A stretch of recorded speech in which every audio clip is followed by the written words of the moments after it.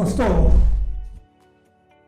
जीवन के अंदर में वैल्यूज का महत्व ये है कि वो हमें स्टेबल रखते हैं किसी पर्टिकुलर व्यवहार के अंदर।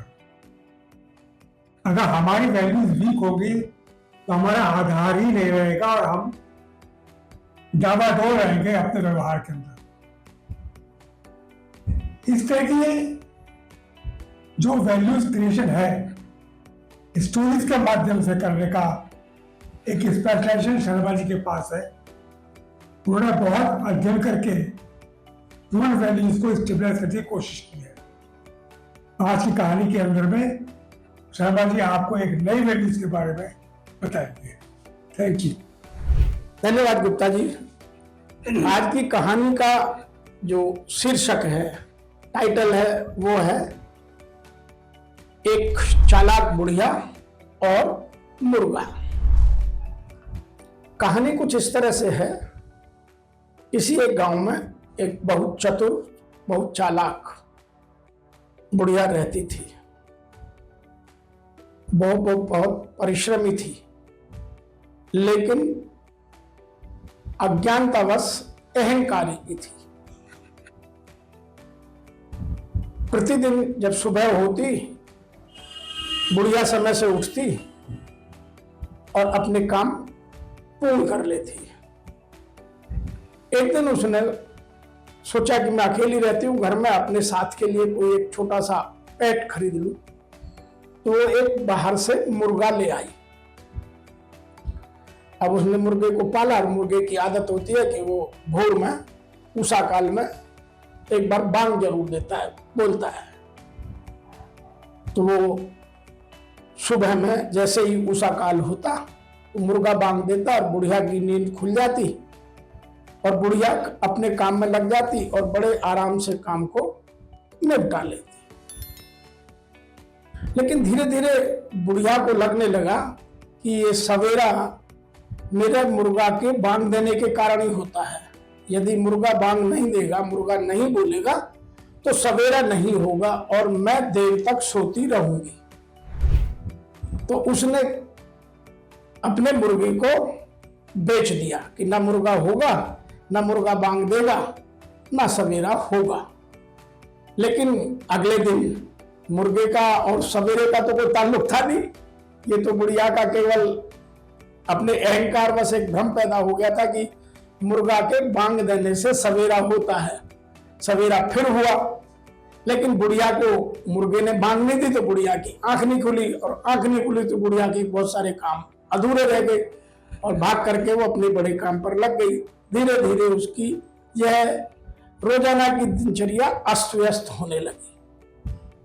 तो उसको लगा कि मैंने मुर्गा बेकार में ही, सस्ते में यूं ही बेच दिया। वास्तव में मुर्गे का इस काम में कोई रोल नहीं था।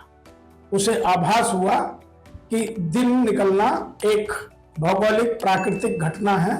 मुर्गा बोले या ना बोले, दिन अपने समय पर सूर्यदेव अपने रथ पर सवार होकर आ जाएंगे। तो ऐसा इस कहानी से मैसेज देने की कोशिश की गई है, और वो मैसेज तीन तरीके के हैं। तीन है। नंबर 1 कि गलतियां हम में होती है अहंकार के कारण, लेकिन हम गलतियां ढूंढते दूसरे में हैं। जैसे गलती बुढ़िया में थी कि मुर्गा दे के बांग देने से दिन निकलता है और मुर्गा के बांग देने से मेरी नींद खुल जाती है, तो मैं मुर्गे को बेच दूं। ना मुर्गा बांग देगा, ना सवेरा होगा, मैं देर तक सोती रहूंगी, और सवेरा देर से होगा तो मैं अपना काम निपटा लूंगी। लेकिन ऐसा नहीं हुआ। पहली गलती। दूसरी गलती यह है कि हम अज्ञान के कारण अपनी गलतियां हमेशा दूसरों पर डालते रहते हैं। यह सबसे बड़ी गलती है। यदि हम गलतियों को स्वीकारें और स्वीकार करते ही 50% उसमें सुधार आने की संभावना की प्रबलता बढ़ जाती है। तो यदि हम अपनी गलतियों को स्वीकार लें तो उसमें सुधार बहुत जल्दी और अच्छे से संभव है। लेकिन हमारा अहंकार हमारी गलतियों को हमें नहीं स्वीकारने देता और हम हमेशा दूसरे में गलती निकालते रहते हैं। जिस कारण हमें आर्थिक नुकसान भी होता है और हमारे संबंध भी खराब होते हैं।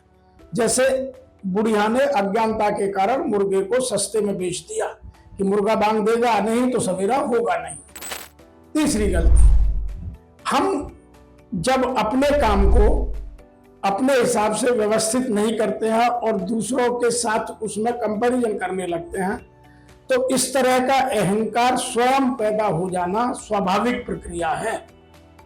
अर्थात अहंकार को हमारी अज्ञानता ही जन्म देती है।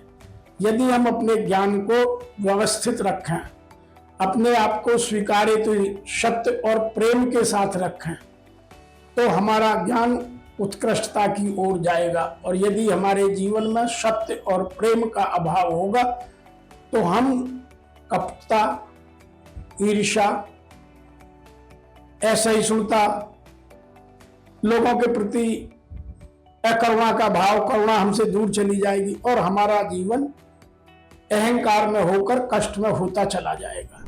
तो आज की इस छोटी सी कहानी से हमें ये 3 बड़ी शिक्षाएं मिलती हैं कि हम अपनी गलतियां स्वीकारें, दूसरों पर ना डालें।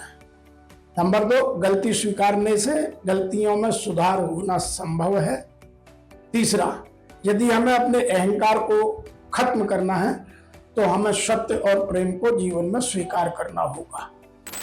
इन्हीं 3 शिक्षाओं के साथ आपसे एक निवेदन भी, आपको हमारी ये कहानियां, छोटी छोटी कहानियां अच्छी लगती हैं, प्रेरणादायी लगती हैं, आपके जीवन में नैतिक मूल्यों को बढ़ाने वाली लगती हैं, तो आप अपने मित्रों को, रिश्तेदारों को और मिलने जुलने वालों को जरूर भेजिए। दूसरा, हमें हमारे चैनल पर लाइक कीजिए, सब्सक्राइब कीजिए और हमें कभी कभी कुछ आगे मोटिवेट होने के लिए अपने कमेंट्स भी भेजिए, ताकि हम अपने आप में और सुधार लाकर आपकी जो मनोवैज्ञानिक कमियां हैं उनको सुधारने में सहायक बन सकें और भारत में एक अच्छे समाज की व्यवस्थित व्यवस्था कर भारत को खुशहाल बनाने में अपना योगदान दे सकें। बहुत बहुत धन्यवाद।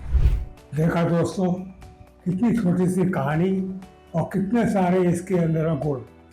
धन्यवाद शर्मा जी।